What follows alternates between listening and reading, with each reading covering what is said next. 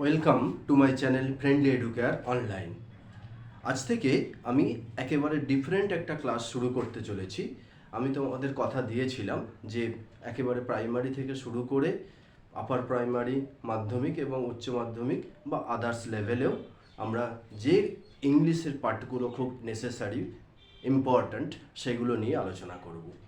এখন সামনেই primary education development board, অর্থাৎ এই যে primary development board WB West বেঙ্গলের প্রাথমিক উন্নয়ন শিক্ষা পর্ষদ, এরা একটা বৃত্তি পরীক্ষা পরিচালনা করে, যেটা প্রতি বছরই তোমরা ছোটোবেলা থেকেই দেখে আসছো বৃত্তি পরীক্ষা হিসেবে পরিচিত, যেটা ক্লাস 4-এর হয়। সেই বৃত্তি পরীক্ষার ইংরেজি নিয়ে আমি এরপর থেকে পরপর কয়েকটি ক্লাস দেব। আজকের ক্লাসে আমি আলোচনা করব বৃত্তি পরীক্ষার এই ইংরেজি সাবজেক্টটার জন্য অ্যাকচুয়ালি কী কী তোমাদের পড়তে হবে, কী কী প্রিপারেশান নিতে হবে, সেটা একটা গ্লান্স সংক্ষেপে আমি তোমাদের বুঝিয়ে দেওয়ার চেষ্টা করব। তো যাদের যাদের বাড়িতে ছেলেমেয়েরা এই সাবজেক্টের প্রয়োজন বা বৃত্তি পরীক্ষা দিতে চলেছে, বা যারা তোমরা বৃত্তি পরীক্ষা দিতে চলেছ, তোমাদের যদি মনে হয় এই ক্লাসগুলো ইম্পর্ট্যান্ট, নেসেসারি বা হেল্পফুল, তাহলে অবশ্যই আমার চ্যানেলটা সাবস্ক্রাইব করে রেখো, আর পাশে থাকা বেল আইকনটা অবশ্যই কিন্তু প্রেস করে রেখো। যাই হোক, কথা না বাড়িয়ে আমি সরাসরি বিষয়ে যাই, যে অ্যাকচুয়ালি অ্যাট এ গ্লান্স তোমরা দেখে নাও কী কী তোমাদের পড়তে হবে, কী কী পড়লে তোমাদের এই পরীক্ষার জন্য সঠিক প্রিপারেশান হবে, 100% প্রিপারেশান হবে। এইভাবে যদি পড়ো, আমি নিশ্চয়তা দিতে পারি তোমাদের প্রিপারেশান কিন্তু একেবারে 100% কারেক্ট হবে, এবং পরীক্ষায় 100% কোশ্চেন্স কমন পাবে, এবং তোমরা অবশ্যই আনন্দের সঙ্গে সেগুলো ফেস করতে পারবে। যাই হোক, আমি সব কী কী বিষয়গুলো আলোকপাত করে দিই একটু। দেখো, প্রথম কথা হচ্ছে টেক্সট কিন্তু থরলি পড়তেই হবে, কারণ এখানে যে কোশ্চেন আসে সেখানে সিন থেকে একটা অংশ তুলে দেওয়া হয়। সিন কি মানে টেক্সটের একটা অংশ তুলে দেওয়া হবে, সেখান থেকে কিছু কোশ্চেন করা হয়, সেই অংশটা থাকবে। তাহলে সেক্ষেত্রে আমাকে যে অংশটুকু দেয়া আছে, যে 85 পাতা পর্যন্ত, সেই পাতা পর্যন্ত টেক্সটগুলোকে কিন্তু খুব ভালো করে নিখুঁতভাবে পড়তে হবে, যাতে করে সেখান থেকে কোশ্চেন এলে অ্যান্সার করতে পারো। আর একটা টেক্সটের কাজ করতে হবে কি, টেক্সটের যত অ্যাক্টিভিটি আছে সেই অ্যাক্টিভিটিগুলো নিখুঁতভাবে পড়ে রেখো, কারণ ওই অ্যাক্টিভিটি থেকে অনেক সময় কোনো অ্যাক্টিভিটি থেকে হুবহু কোশ্চেন তুলে দেওয়া হয়েছে, এটাও দেখা গেছে।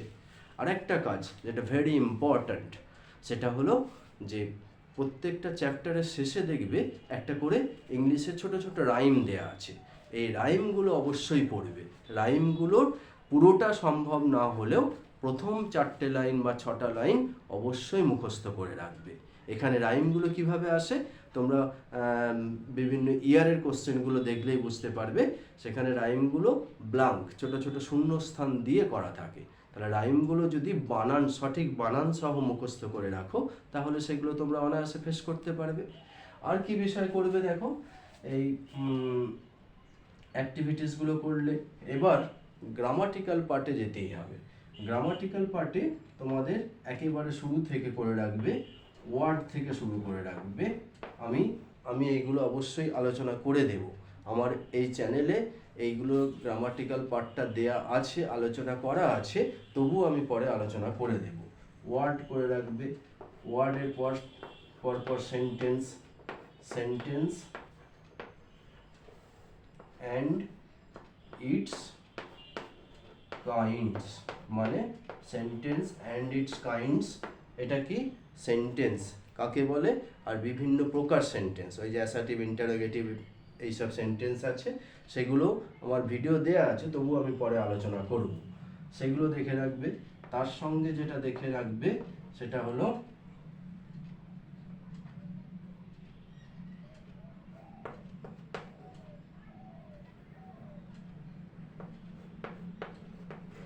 নেগেটিভ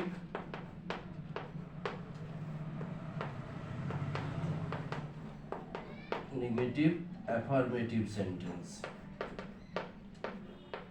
নেগেটিভ অ্যাফার্মেটিভ সেন্টেন্স, নাবাচক হ্যাঁবাচক এই নেগেটিভ, অ্যাফার্মেটিভ, নাবাচক, হ্যাঁবাচক, এটাও অবশ্যই দেখে রাখবে। তার সঙ্গে রাখছে অবশ্যই জেন্ডার, জেন্ডার যেটা লিঙ্গ বলি, লিঙ্গ, জেন্ডার তার লিঙ্গ, এটাও দেখে রাখতে হবে। তার সঙ্গে অবশ্যই রাখবে নাম্বার, নাম্বার যেটাকে আমরা বাংলায় বলি বচন, বচন, নাম্বার, বচন, এইগুলো দেখে রাখতে হবে। তার সঙ্গে হচ্ছে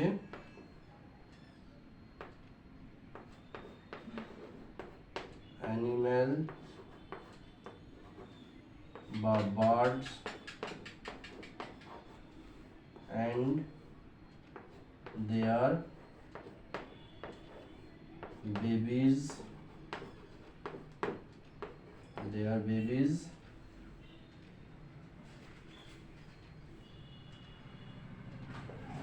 and sounds, and sounds, sounds মানে বেবিজ অ্যান্ড সাউন্ডস কেন বললাম? অ্যানিম্যালস, বিভিন্ন জন্তু, পাখি, এগুলো তাদের বাচ্চাদের নাম, এটাও রাখতে হবে। তার সঙ্গে তাদের ডাক, বিভিন্ন পশু, বিভিন্ন পাখির ডাককে ইংরেজিতে কী বলে সেগুলো জেনে রাখতে হবে। তার সঙ্গে যেটা আনতে হবে সেটা হলো পাস্ট ফর্ম, পাস্ট ফর্ম জানতে হবে।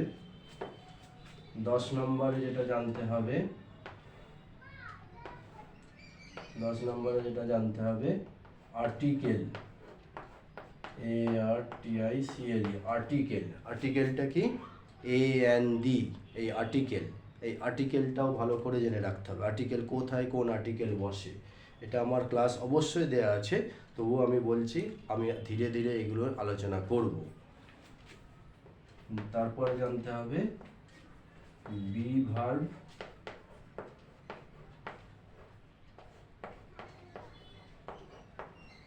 Have verb. এই বি ভার্ব, হ্যাভ ভার্বটা কি? বি ভার্ব মানে হচ্ছে অ্যাম, ইজ, আর, এই প্রেজেন্ট ফর্মগুলো জানলেই হবে মেনলি। আর হ্যাভ, হ্যাজ, এইগুলো হচ্ছে হ্যাভ ভার্ব। তাহলে এই ভার্বগুলো সম্পর্কে কোথায় কোন ভার্বটা বসে, কোথায় অ্যাম, ইজ, আর বসে, কোথায় বা হ্যাভ, হ্যাজ বসে, সেগুলোও ভালো করে কিন্তু জেনে রাখতে হবে। আর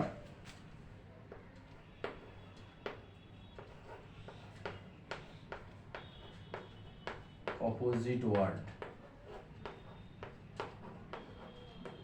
অপোজিট ওয়ার্ড, এই অপোজিট ওয়ার্ডটাও কিন্তু মাথায় রাখতে হবে। অপোজিট ওয়ার্ড একটু দেখে রাখবে। এছাড়াও অপোজিট ওয়ার্ড ছাড়াও আরও যে বিষয়গুলো একটু মাথায় রাখতে হবে সেটা হলো এরপরে যেটা আছে সেটা রাইটিং পার্ট। এই রাইটিং পার্টটা নিয়ে আমি ভবিষ্যতে কোনো একটা ক্লাস দেব।